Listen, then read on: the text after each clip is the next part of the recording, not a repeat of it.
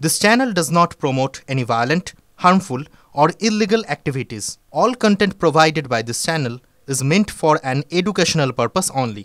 আমরা পদ্ধতি নিয়ে চ্যালেঞ্জ করেছি। আজকে ধরুন 2002-এর যে ভোটার লিস্ট দিচ্ছে, যে নামগুলো রয়েছে তাদের এনুমারেশন ফর্ম দিচ্ছে না। তার মানে কি হচ্ছে, আমাকে যখন এনুমারেশন ফর্ম দিচ্ছে তাহলে আমাকে ভোটার হিসেবে কাউন্ট করো, কেন আমি করব?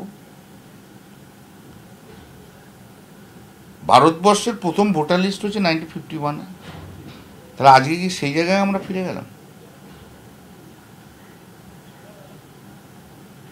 এইবার 2002-এর যে ভোটার লিস্টে যে সংখ্যা রয়েছে 4 কোটি সামথিং,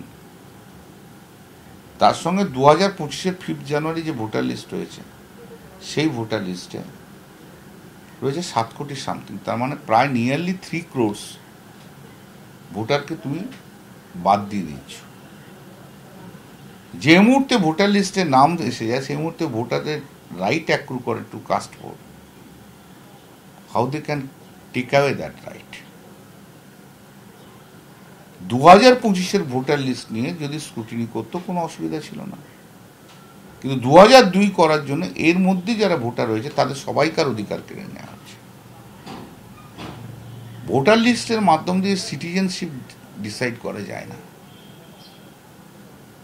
সিটিজেনশিপ ভোট, তুমি ভোটার আছো কি না আছো সেটা দেখতে হবে।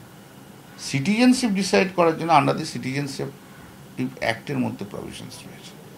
ইলেকশন কমিশন ক্যানট এনক্রোচ আপন দ্যাট অ্যাক্ট ইটসেলফ। যদি 2002 থেকে 2025 পর্যন্ত যে ভোটার লিস্ট হয়েছে সমস্ত পরবর্তীকালে ভোটার লিস্টকে নালিফাই করে দেয়, যদি না ধরে, তাহলে 2002-এর ভোটার লিস্ট অনুযায়ী 60,000 সামথিং বুথ ছিল। এখন 2025-এর অনুযায়ী তুমি 80,000 বুথ করে দিয়ে দিয়েছ। তাহলে যদি তুমি 2025-কে ধরে যদি তুমি বুথ তৈরি করো আর 2025-এর ভোটারকে যদি কাউন্ট না করো, তাহলে দুটো তো ইনকনসিস্টেন্ট হয়ে যাচ্ছে।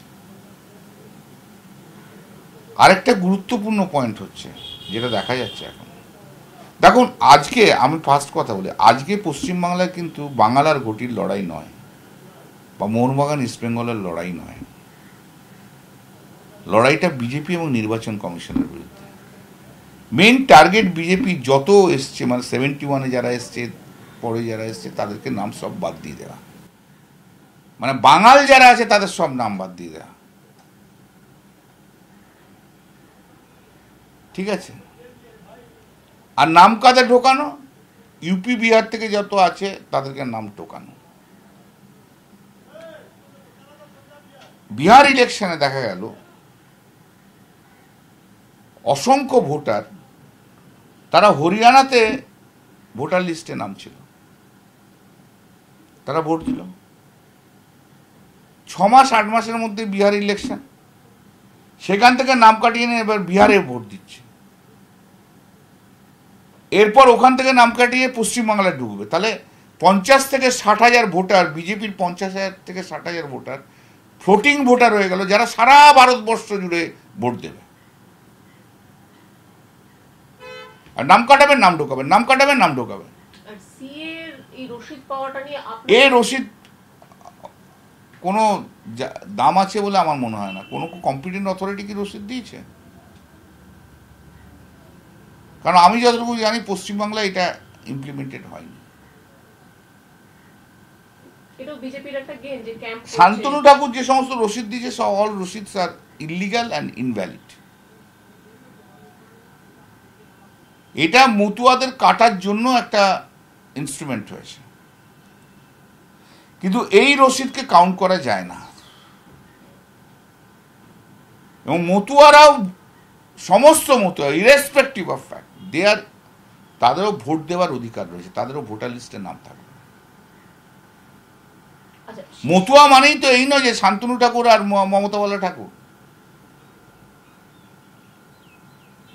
মতুয়া অ্যাজ এ গ্রুপ, মানে they are the citizens of Bengal, India, Bengal. আপনারা সুপ্রিম কোর্টে মামলা এখনো চলছে, সুপ্রিম কোর্টে আমাদের আরো নতুন মামলা ফাইল হয়েছে, ওগুলো আগামী মঙ্গলবার নেবে। সেখানে এই যে এখনো পর্যন্ত এসআইআর এর ক্ষেত্রে যারা অলরেডি ডিক্লেয়ার্ড যে তারা আলাদা জায়গা থেকে এসেছে, তাদের জন্য বিষয়টা কি আপনারা বলবেন? দেখা যাক বলবো কি করি। সেটা এখনো পশ্চিমবাংলায় আসেনি, সেটা বিহারে হয়েছে। কারণ এই এসআইআর যখন প্রসেস শেষ হবে, ইলেকশন কমিশনের খেলাটা কোথায় শুনুন, খেলাটা হচ্ছে যেটা হরিয়ানা এবং মহারাষ্ট্রে করেছে, এই লিস্ট ফিস্ট তৈরি করে দিল, লিস্ট বেরিয়ে গেল,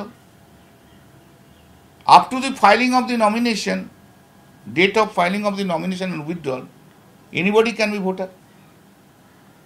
যখন পশ্চিমবাংলার সবাই ভোটে ব্যস্ত, তখন বিজেপি করছে কি, বাইরের রাজ্য থেকে ভোটার নিয়ে এসে তাদের নামগুলো ওই 5-7 দিনের মধ্যে ইনক্লুড করে দিচ্ছে।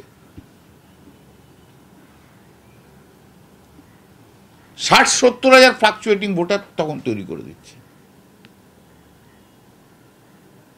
এইভাবে নন বেঙ্গলিদের ঢুকিয়ে নিয়ে এসে বাঙালিদের মাথায় পা রাখা হচ্ছে। কোনো প্রভিশন কি আছে যারা এই ধরনের বাইরে থেকে এসেছেন ডিক্লেয়ার করছেন, আইনে কোনো প্রভিশন আছে? নিশ্চয় আছে, তাদেরকেও তো দেখাতে হবে। এখন এসআইআর হয়ে যাওয়ার পর তো আর এসআইআর হবে না, এসআইআর হয়ে যাওয়ার পর তখন নিউ ইনক্লুশন হবে।